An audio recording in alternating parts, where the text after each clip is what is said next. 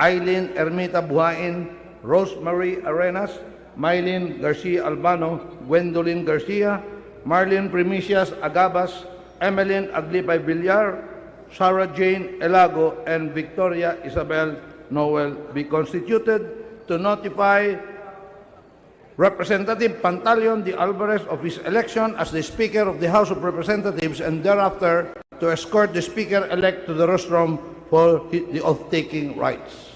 Is there any objection? The Chair hears none.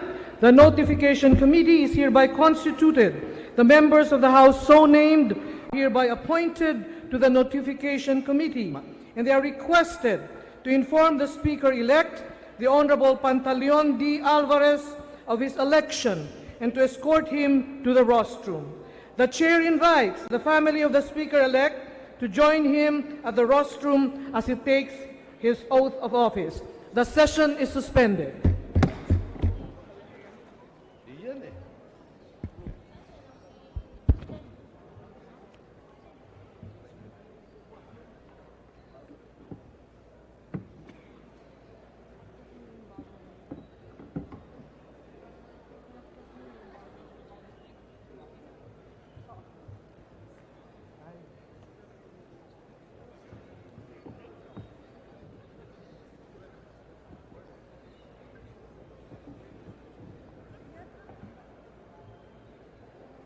Gagamit sa kanila.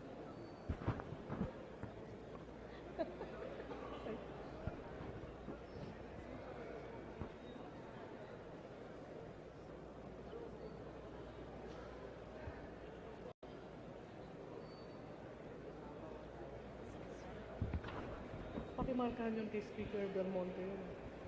Kay Speaker Belmonte. Tanggalin mo po sa itong dalawa.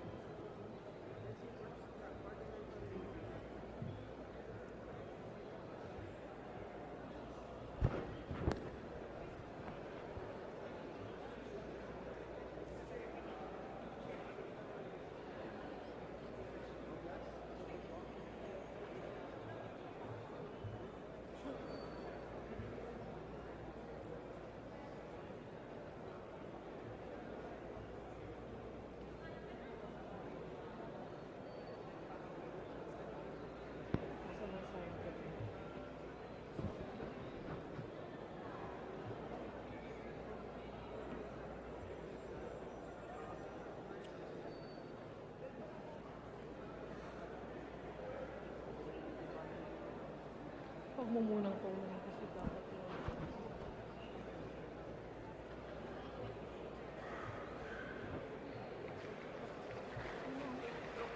Announce!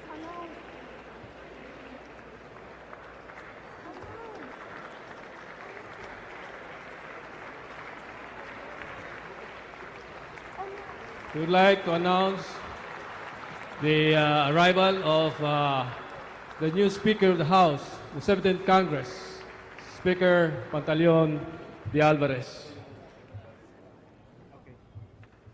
The Honorable Dennis Silaugan of Party List ng Kabuhayan will administer the oath of office to the Speaker-elect. The Honorable Dennis Silaugan is requested to come to the rostrum and administer the oath of office to the Speaker. May we request all the members of the House to rise.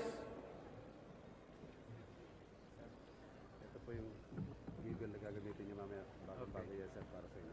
Okay. Hi, ma'am.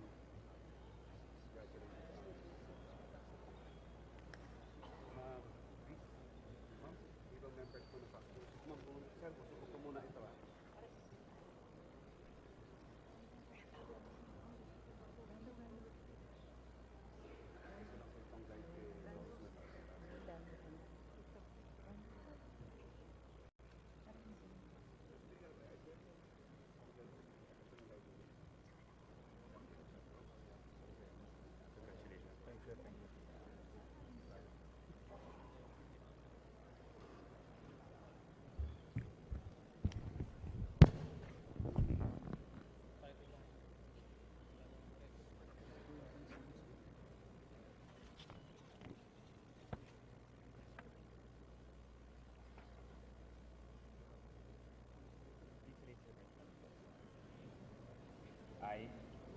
I, Pantaleon D. Alvarez, of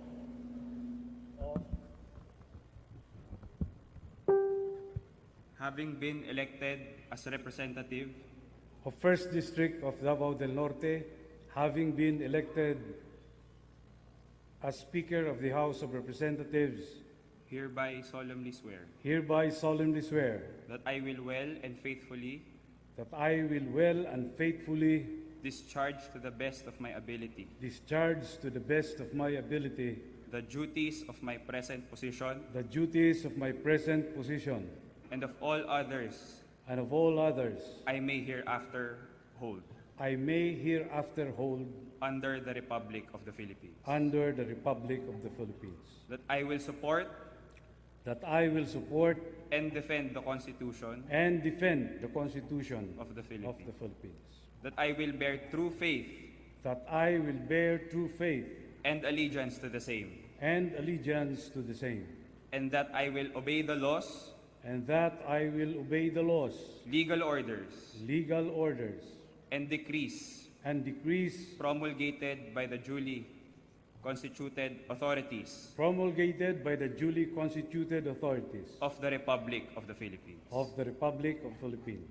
And that I And that I impose this obligation impose this obligation upon myself voluntarily upon myself voluntarily, without mental reservation without mental reservation or purpose of evasion.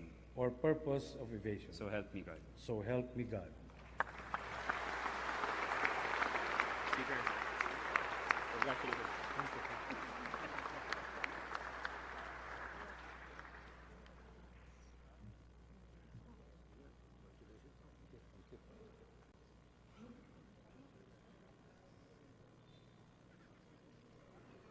Sure.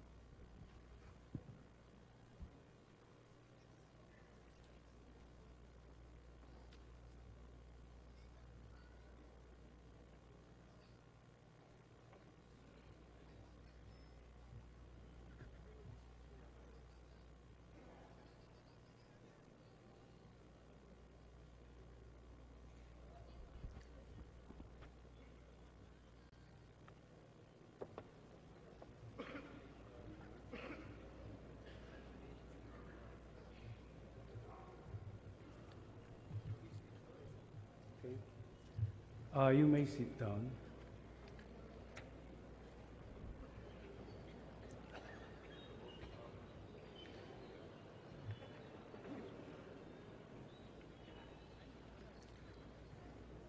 Colleagues, guests, ladies and gentlemen, President Rodrigo Roa Duterte was elected into office on the basis of a simple promise to the Filipino people: genuine change. Those were refreshing words for a people tired and weary of rising criminality, proliferation of illegal drugs, traffic congestion, corruption, and plain incompetence. Those were the words that blew on the mainsail of his campaign and brought him to a new horizon, the horizon of national transformation. But the President knows, as we all know, that genuine change is impossible if he acts alone. No one, man or woman, not even a Superman, can forge genuine change without the cooperation of the other branches of government and the cooperation of the people themselves. True and genuine change can only come if we as a people and as a nation join hands with the President in achieving it. That is why we in the legislative branch of government have our work cut out for us. We must give the President the necessary legislation which will be his tools to effect meaningful and genuine change. In sum, we too must be instruments of change. We must reimpose the death penalty for heinous crimes. Among ASEAN nations, only Cambodia and the Philippines have no capital punishment. All the other 8 countries impose death penalty in various forms and for various crimes. As the President has said, it is a simple universal law of karma. If you borrow from me 1,000 pesos, then you must pay back the same amount plus interest. If you take a human life, especially if you do it deliberately and with premeditation, you must pay with your life. If by being a drug lord, you destroy the lives and futures of 1,000 people, then you must pay accordingly. The same philosophy is behind the move to revert the minimum age of criminal responsibility from 15 years to 9 years old. This is not, as critics say, a throwback to a barbarian age. The age of exemption from criminal responsibility in Singapore is 7, the same age as in most states in the USA. The Pangilinan Law was admittedly motivated by noble intentions, but it has been a failure on the ground. We must teach our young that there are consequences for everything we say and do. Cuddling teenagers by making them immune from crimes they commit will only breed a culture of impunity. We should instead build a culture of responsibility at an early age. As all commuters know, and that includes all of us here, the traffic in Metro Manila and Metro Cebu is simply terrible. We waste so many hours sitting in cars or buses or riding in jam-packed and rickety MRT and PNR trains instead of spending time at work or being with our families at home. 2.4 billion pesos a day is lost to traffic alone. The situation is, in most certain terms, a true crisis which needs emergency powers to enable the President to act. In this vein, we should revisit and revise the Government Procurement Act. Since its passage into law, many government agencies, as well as those in the private sector, have felt discomfited with RA 9184 as amended. Unlike a free-size shirt, the procurement law should not be a one-size-fits-all kind of law. we should put in enough flexibility to address all foreseeable possibilities that may arise in the course of government procurement.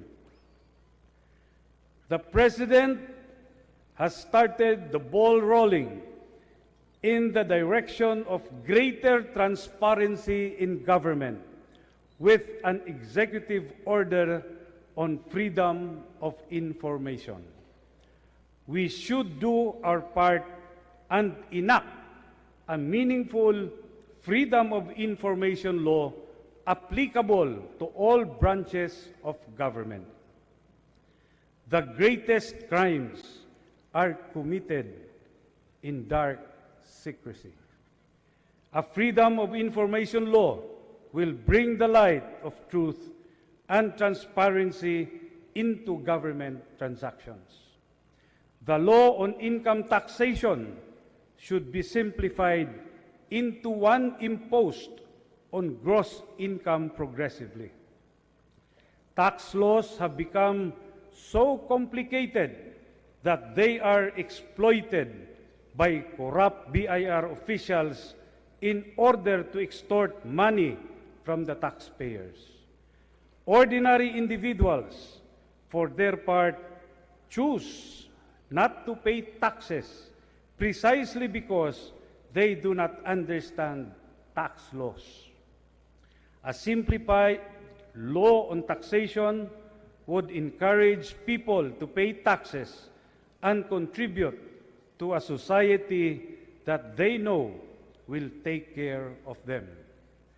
As for mining, we would like to see mining companies securing a legislative franchise before they are allowed to operate.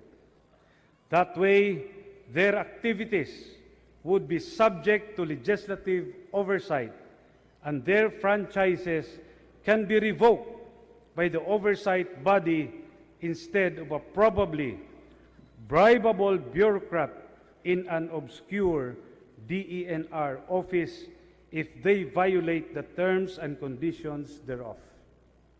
Also, we would like to ensure that these companies do not export the ores they mine.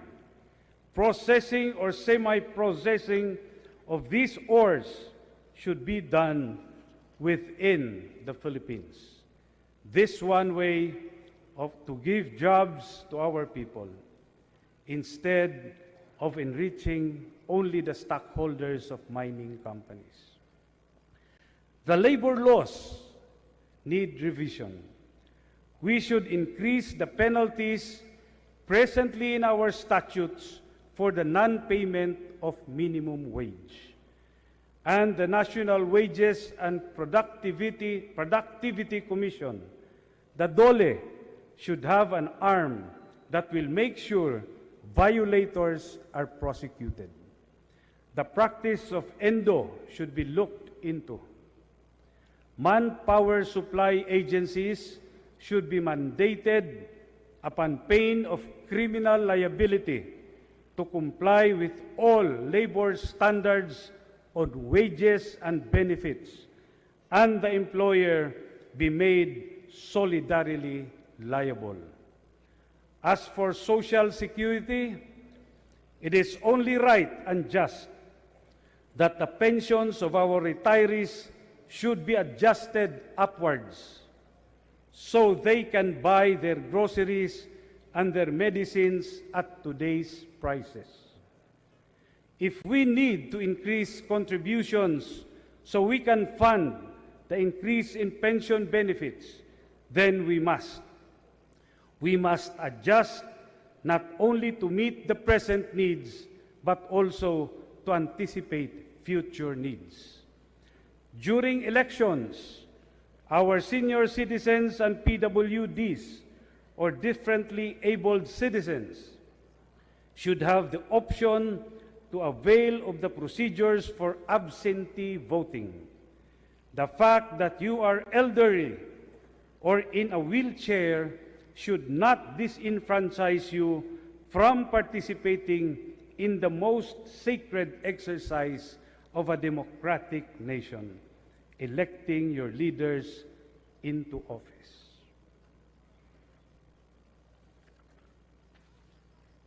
Instead,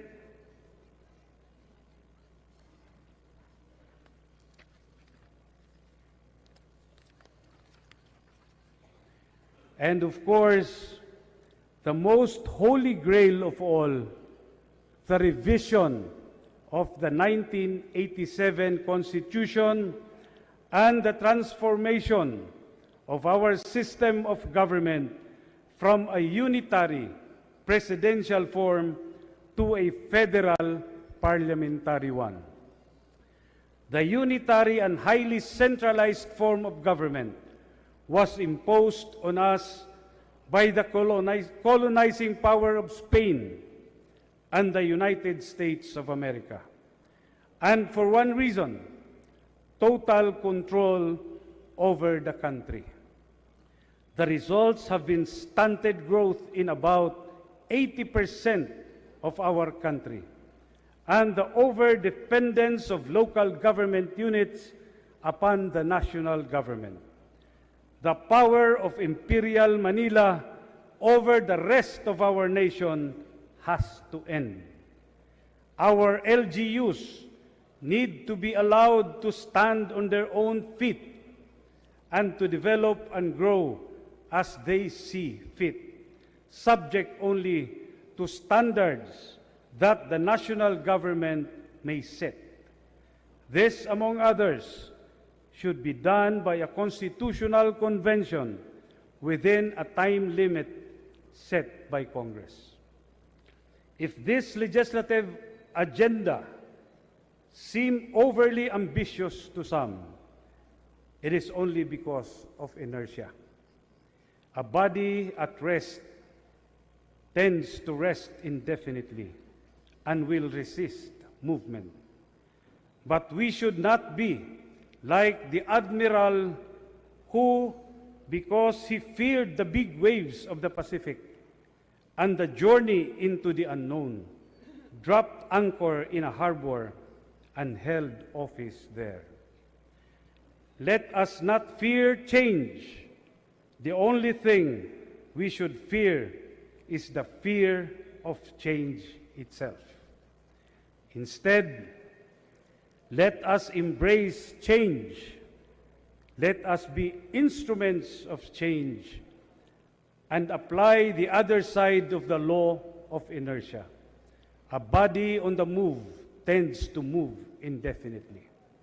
Starting today, then let us roll up our sleeves and get to work. Our mission in this 17th Congress is clear: to enact laws that will deliver to our nation and our peoples a future better than yesterday's and brighter than today's.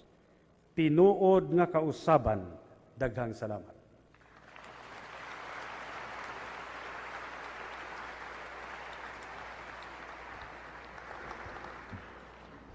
Mr. Speaker,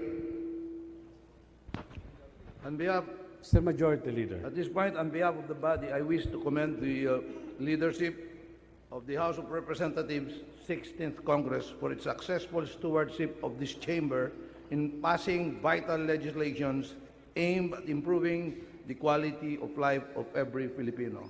For this purpose, I move that we adopt the following resolutions: House Resolution number 106, 107, and 108. And for this purpose, I request that the Secretary General be directed to read the title of the aforementioned resolutions. The Secretary General is directed to read the title of the aforementioned resolutions. House Resolution number 106, resolution commending the Honorable Speaker Feliciano Belmonte Jr. for his sterling and successful stewardship of the House of Representatives during the 16th Congress. Honorable Rodolfo Pareñas. Mr. Speaker, I move for the adoption of House Resolution number 6. There is a motion to adopt the aforementioned resolution. Is there any objection? There being none, the aforementioned resolution is hereby adopted.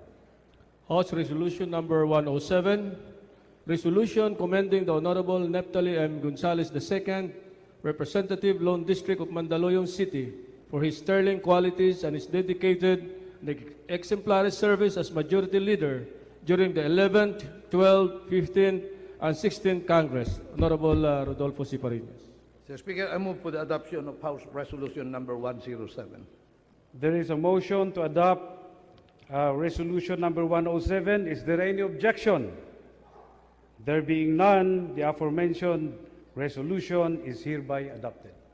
House Resolution Number 108, Resolution commending the Honorable Ronaldo B. Zamora for his sterling qualities and his dedicated and exemplary service as Minority Leader of the House of Representatives. Honorable Farinas. Mr. Speaker, I move for the adoption of House Resolution Number 108. There is a motion to adopt House Resolution Number 108. Is there any objection? There being none, the aforementioned resolution is hereby adopted. Mr. Speaker, I move that we now proceed to the oath-taking of the members of the House. All members of the House, please rise.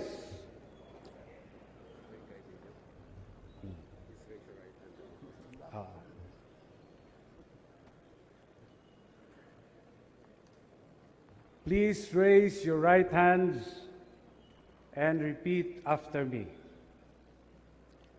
I state your name. Of having been elected as representative, I solemnly declare to the best of present position and of all others I may hereafter hold under the Republic of the Philippines, that I will support and defend the Constitution of the Philippines, that I will bear true faith and allegiance to the same, and that I will obey the laws, legal orders, and decrees promulgated by the duly constituted authorities of the Republic of the Philippines, and that I impose this obligation upon myself voluntarily, without mental reservation or purpose of evasion. So help me God. Congratulations. Mr. Speaker, I move that we now proceed to the election of the Deputy Speakers of the House.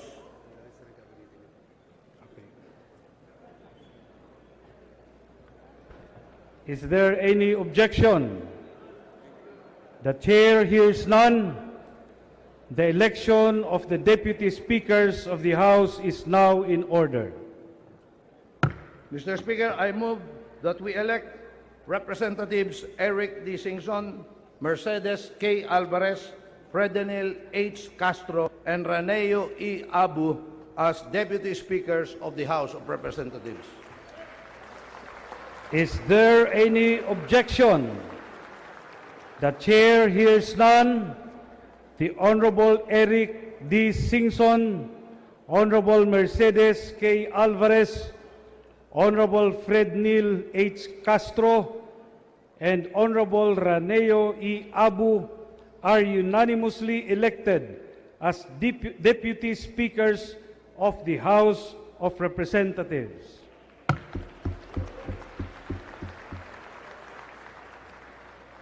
May we request the Honorable Deputy Speaker-elect, Honorable Eric D. Singson, to go up to the rostrum with the members of his family for his oath-taking.